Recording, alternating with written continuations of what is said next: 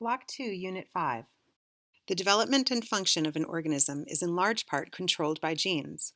Mutations can lead to changes in the structure of an encoded protein, or to a decrease or complete loss in its expression. Because a change in the DNA sequence affects all copies of the encoded protein, mutations can be particularly damaging to a cell or organism. In contrast, any alterations in the sequences of RNA or protein molecules that occur during synthesis are less serious because many copies of each RNA and protein are synthesized. Geneticists often distinguish between the genotype and phenotype of an organism. Strictly speaking, the entire set of genes carried by an individual is its genotype, whereas the function and physical appearance of an individual is referred to as its phenotype. However, the two terms commonly are used in a more restricted sense. Genotype usually denotes whether an individual carries mutations in a single gene or a small number of genes, and phenotype denotes the physical and functional or observable consequences of that genotype. A fundamental genetic difference between organisms is whether their cells carry a single set of chromosomes or two copies of each chromosome. The former are referred to as haploid, the latter as diploid. Many simple unicellular organisms are haploid, whereas complex multicellular organisms like fruit flies, mice, and humans are diploid.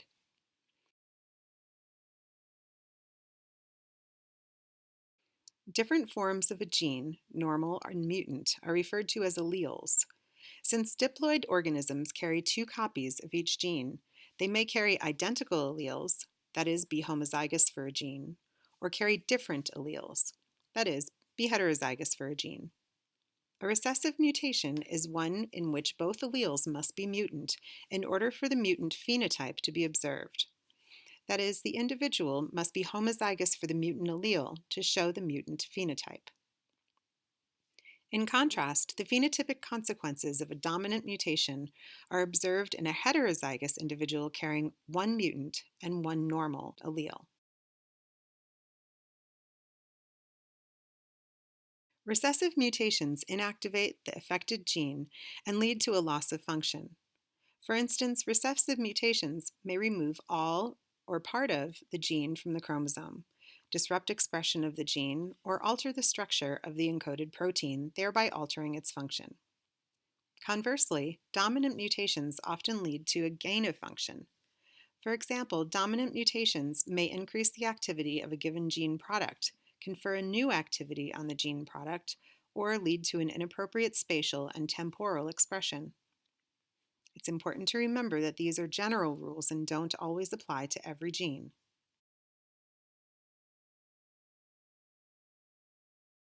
Inheritance patterns of recessive and dominant mutations differ. Recessive and dominant mutations can be distinguished because they exhibit different patterns of inheritance. To understand why, we need to review the type of cell division that gives rise to gametes, sperm and egg cells in higher plants and animals.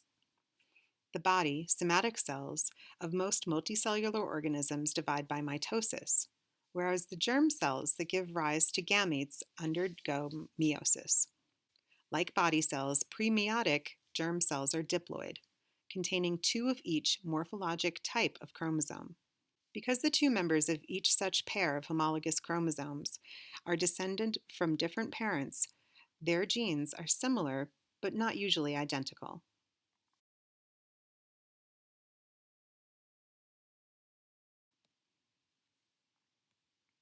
In meiosis, one round of DNA replication, which makes the cell 4N, followed by two separate cell divisions, yielding four haploid 1N cells that contain only one chromosome of each homologous pair. The apportionment or segregation of homologous chromosomes to daughter cells during the first meiotic division is random. That is, the maternally and paternally derived members of each pair, called homologs, segregate independently, yielding cells with different mixes of paternal and maternal chromosomes. Thus, paternal characteristics are reassorted randomly into each new germ cell, eggs or sperm, during meiosis. The number of possible varieties of meiotic segregants is 2N, where N is the haploid number of chromosomes. So a given gene has two possible outcomes in the resulting germ cells. Now let's see what phenotypes are generated by mating of wild-type individuals, normal copies of one gene, with mutants carrying either a dominant or recessive mutation. Half the gametes from an individual heterozygous for a dominant mutation in a particular gene will have the wild-type allele, and half will have the mutant allele. Since fertilization of female gametes by male gametes occurs randomly, half of the first filial F1 progeny resulting from the cross between a normal wild-type individual and a mutant individual carrying a single dominant allele will exhibit the mutant phenotype. In contrast, all of the gametes produced by a mutant homozygous for a recessive mutation will carry the mutant allele.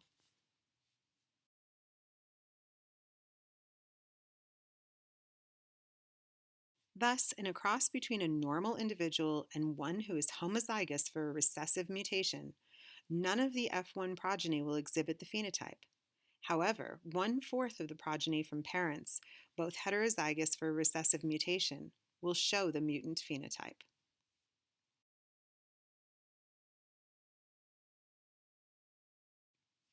Fly chromosomes and genes. Drosophila have about 17,000 genes located on 4 chromosomes.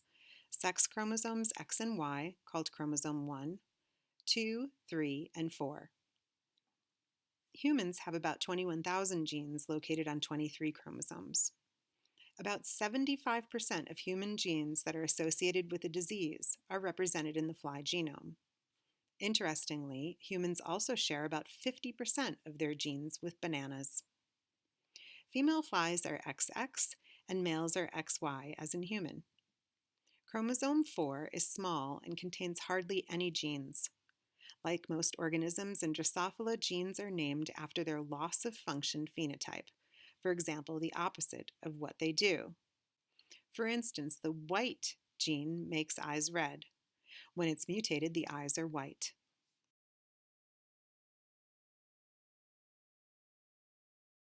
Genes and names. Drosophila are diploid, so have 2 alleles or gene forms at each genetic locus, position on the chromosome. As in humans, recessive genes require both alleles to be mutated to exhibit a phenotype, while dominant genes require only one. To indicate the genotype for Drosophila, the following rules apply. 1. Gene names are italicized. 2. Lowercase gene names are recessive, while uppercase gene names are dominant. And number 4, if not gene name or plus, the gene is wild type or normal. So, if the italicized gene name is provided, it is mutated. For example, a singed serrated wing fly would be written lowercase sn over lowercase sn, semicolon, capitalized ser over plus. What this tells you is that sn, because it's lowercase, is a recessive gene. The uppercase ser, or serrated wing, is dominant, and the plus indicates that this fly is heterozygous for the serrated wing gene. By default, lowercase s, lowercase n means the mutant gene, while wild-type genotypes are sometimes completely omitted. If you need to emphasize for clarity, you can write the wild-type allele as SN plus, or just simply plus, and the mutated as SN negative.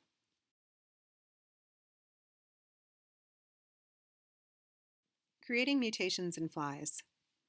Usually, you mutagenize males with ethyl methane sulfonate, EMS, or X-rays. EMS is the most convenient chemical for routine mutagenesis, administered by feeding to adult males. Males are placed in an empty bottle and starved for 12 to 24 hours before being allowed to feed for 12 to 24 hours on an EMS solution. Males are used because they don't need to be virgins.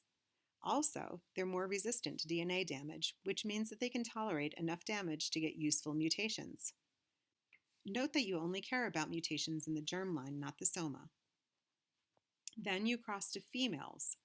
Each first generation, F1, will have a unique heterozygous mutation inherited from the father's germline.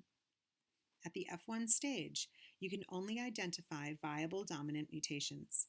An exception is if you mutagenize females instead of males.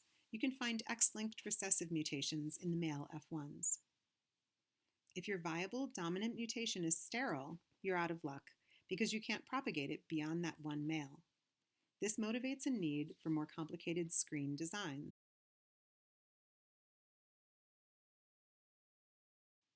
Maternal effects. In addition to supplying half the DNA, eggs are full of nutrients, which in animals with large yolky eggs support the need of the embryo until it can acquire food on its own. Eggs of all animals also contain mRNAs and proteins that are supplied to or deposited in the egg as it develops during oogenesis. These maternal gene products regulate meiosis, oocyte development, and early development of the embryo, including fertilization, transitions between meiotic and mitotic cell cycles, and the switch from utilization of mRNAs and proteins provided by the mother to the embryo's own gene products during zygotic genome activation. What is a maternal effect? Recessive mutations disrupting zygotic gene function produce visible phenotypes only when the embryo is of homozygous mutant genotype, and thus has two copies of the mutated or abnormal gene. Remember that zygotic means belonging to the offspring, not the mother. Embryos with only one copy of the mutant allele are heterozygous and so appear normal. If the zygotically required gene is also maternally expressed, the maternal gene products can weaken the developmental consequences even when zygotic gene function is absent in the genotypically homozygous mutant progeny. In other words, if the offspring do not have a normal copy, a normal maternal copy can weaken the phenotype in the offspring. In such cases, the embryos will have a milder defect than would otherwise be predicted based on gene expression pattern or abundance, because the maternal product compensates for impaired zygotic gene function. CHEK1, grapes and flies, is a maternal effect gene. A normal copy is required in the mother. The mother fruit fly gives normal grapes RNA to her offspring in the egg, and the offspring survive regardless of the genotype of the offspring. If the mother fruit fly does not have a normal copy of grapes, all of her offspring die.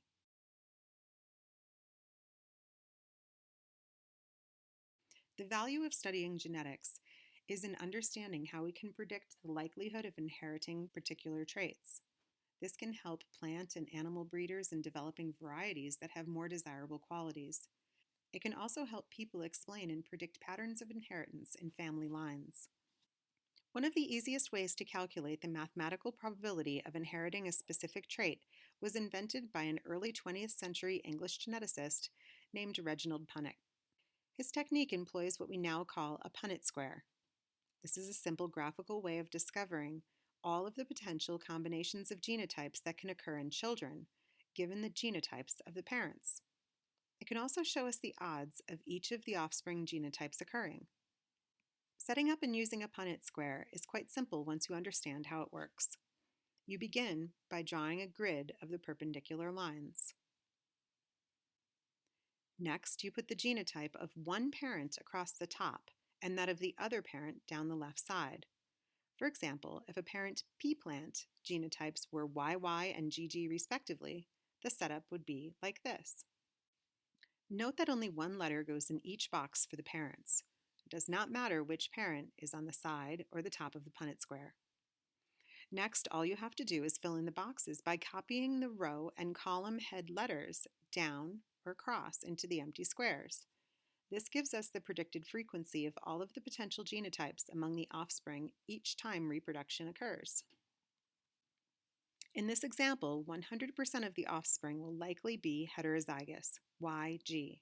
Since the Y yellow allele is dominant over the green G allele for pea plants, 100% of the YG offspring will have a yellow phenotype, as Mendel observed with his breeding experiments. In another example shown here, if the parent plants both have heterozygous YG genotypes, there will be 25% YY, 50% YG, and 25% GG offspring on average.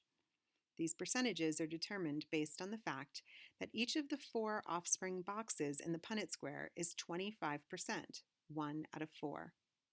As to phenotypes, 75% will be Y, and only 25% will be green, or G.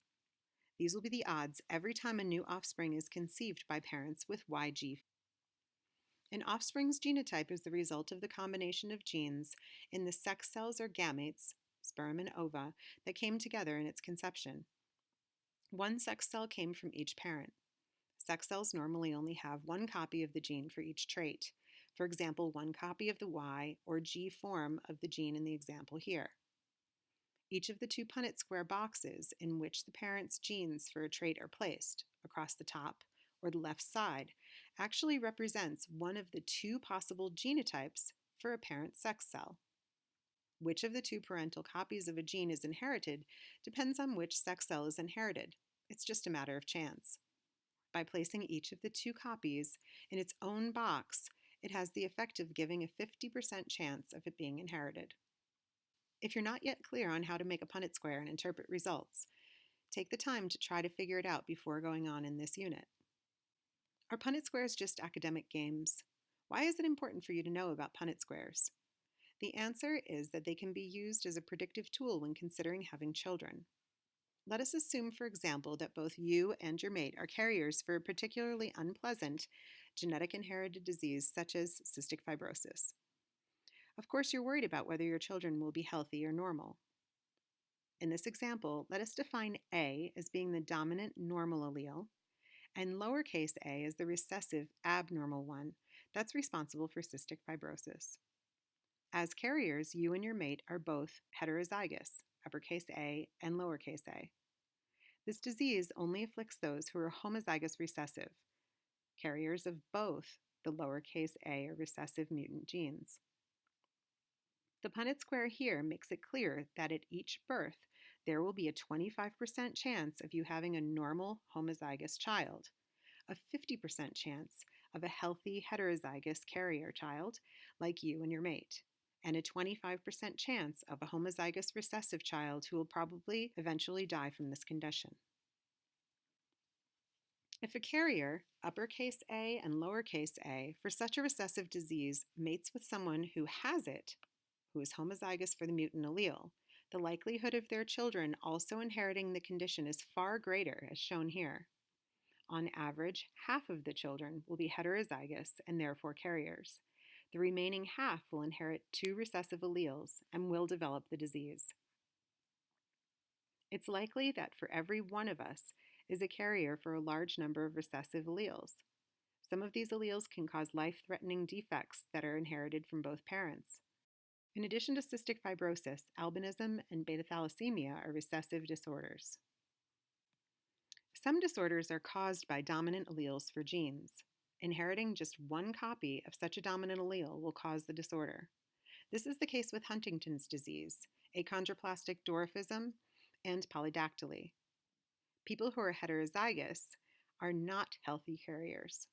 They have the disorder just like the homozygous dominant individuals. Punnett squares are standard tools used by genetic counselors. Theoretically, the likelihood of inheriting many traits, including useful ones, can be predicted using them. It's also possible to construct squares for more than one trait at a time.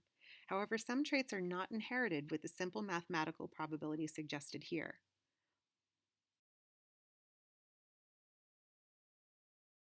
Flies exhibit the same types of inheritance, two alleles for a given trait. Alleles can be dominant or recessive. As a model of cancer, flies can carry mutations similar to those found in cancerous tumors. However, maintaining these mutations in a fly line can be difficult, especially when a homozygous trait is lethal. Drosophila cannot be readily frozen or archived. Mutants have to be continually bred to maintain the often difficult to obtain genetic lines. In addition, many of the most interesting genes in Drosophila are essential for life and have to be bred as heterozygous. Both male and female have one copy of the mutated allele that have no phenotype. For example, if a mutation occurs in a necessary gene and is inherited in a recessive manner, two copies are necessary for the phenotype. Say, for example, death. It may be interesting to show how and when the mutation causes death, but you would not be able to breed flies that are homozygous for the mutation to get a homozygous population because they die. So you need to maintain the flies as heterozygotes to give you a 25% homozygous offspring. To determine which flies are wild type, heterozygous, or homozygous for the gene mutation, you would have to genetically test every single fly, which is not feasible.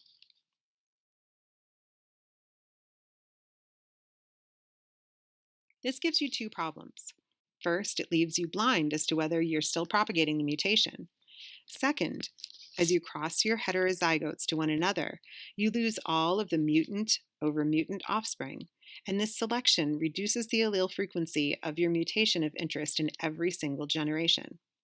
This is a problem in all constitutively diploid organisms, including mice.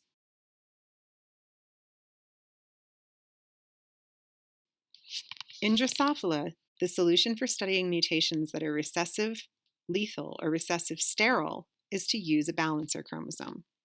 This is an engineered chromosome that contains an inversion in the region where your gene is located. This inversion prevents recombination and the possibility of creating a complicated genotype with multiple copies of the mutated gene. The balancer chromosome also contains a phenotypic marker. This is something that you can see in the flies, like curly wings. Therefore, the flies that have the mutation would also have a chromosome that has a normal gene but inverted, as well as curly wings. In the end, when you're using a balancer, you can maintain a stock of flies that are heterozygous for the mutated gene and allows you to see very clearly in development which flies are heterozygous and which are homozygous, which would die later on. Balancer chromosomes also contain a recessive lethal gene, so if two copies of the balancer are inherited, the fly will die. How balancer chromosomes work? Balancer chromosomes keep homozygous lethal or sterile mutations from being lost from a population, and they prevent multiple alleles on the same chromosome from being separated by meiotic recombination. All balancers have two essential features: recessive deleterious mutations and inversion breakpoints. A recessive lethal or sterile mutation is one gene that can be maintained in a population if it's combined with a recessive lethal or sterile mutation in another gene on the homologous chromosome. This arrangement of mutations is called a balanced system, and it's where the term balancer comes from. A balanced system will only persist if no meiotic recombination occurs between the deleterious mutations to generate chromosomes lacking mutations. Chromosomal inversions prevent the recovery of recombinant chromosomes in two ways. First, crossovers do not form in the vicinity of inversion breakpoints because synapsis is inhibited. Second, single crossovers inside inversions lead to aneuploid gametes that cannot give rise to normal offspring. Balancers contain a lethal recessive allele, so the balancer chromosome can only be recovered as a heterozygote. A fly with the curly wing mutation has a dominant, visible phenotype, for example, curly wings. This mutation is also lethal when homozygous. CY shows the position of the curly mutation on the balancer chromosome, while plus shows the wild type genotype. Both parents are heterozygous, so they both have curly wings.